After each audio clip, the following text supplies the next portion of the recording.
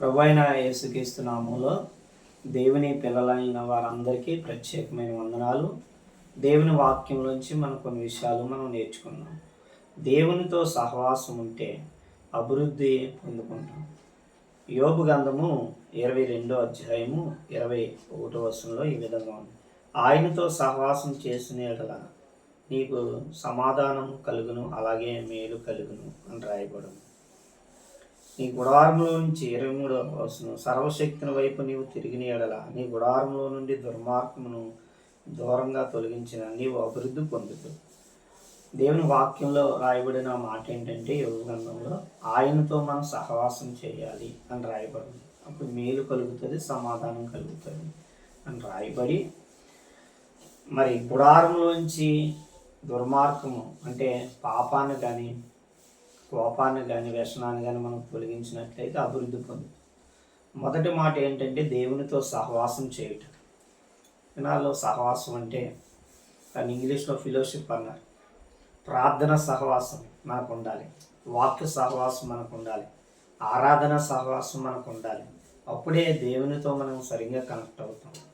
మన దగ్గర సెల్ ఫోన్లు ఉంటున్నాయి, దానికి ఛార్జింగ్ పిన్ని లేకపోతే, దానికి ఛార్జింగ్ పెట్టకపోతే అది ఎలాగ ఛార్జింగ్ అవ్వదో, మనకి ఉపయోగపడదో, అలాగే దేవునితో ప్రార్థనతో మనం కనెక్ట్ అవ్వకపోతే మనకు కూడా ఏం ఉపయోగం లేదండి.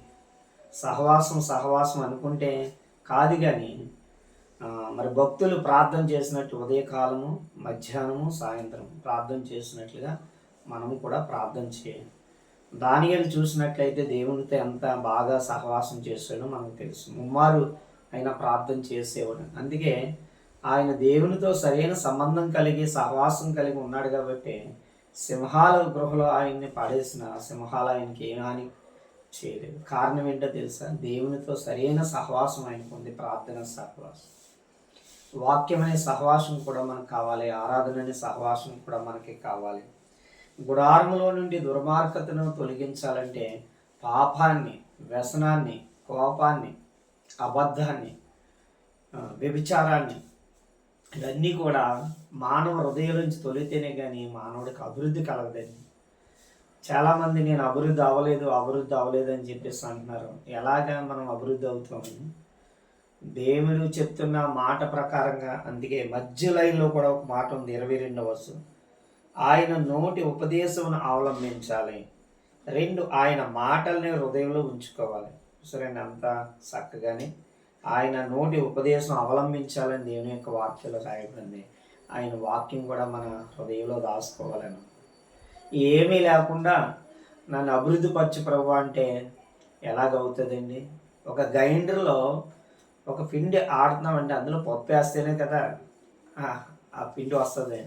అది వేయకుండా పిండి ఎలాగా అవుతుంది? అది వేయాలి, మిషన్ కూడా ఆన్ చేయాలి, అది శుభ్రంగా తిరగాలి, అందులో నీళ్లు కూడా, అప్పుడే వృద్ధి కనపడుతుంది అందులో. అలాగే మానవ జీవితంలో కూడా దేవునితో సహవాసం మనం కలిగి ఉండాలి. ప్రార్థన సహవాసం, వాక్యం అనే సహవాసం ఉండాలి, ఆరాధన అనే సహవాసం సంఘంతో మనకు ఉండాలి. ఏమీ చేయకుండా నాకు అభివృద్ధి కావాలంటే ఎలా జరుగుతుందండి? కాబట్టి ఈ దినాన్న నేను చెప్పే మాట ఏంటంటే, ఆయనతో సరిగ్గా ప్రార్థనతో సహవాసంగా ఉందాం, వాక్యంలో సహవాసంగా ఉందాం, దేవుని మందిరంలో ఆరాధన అనే సహవాసంలో మనం ఉందాం. అప్పుడు మన జీవితాల్లో నిశ్చయముగా అభివృద్ధిని చూడగలుగుతాం. అట్టి కృప దేవుడు మనందరికీ దయచేయునుగాక. దేవుడి మాటలు వింటున్న దేవుని పిల్లలందరినీ కూడా దీవించునుగాక. ఆమేన్.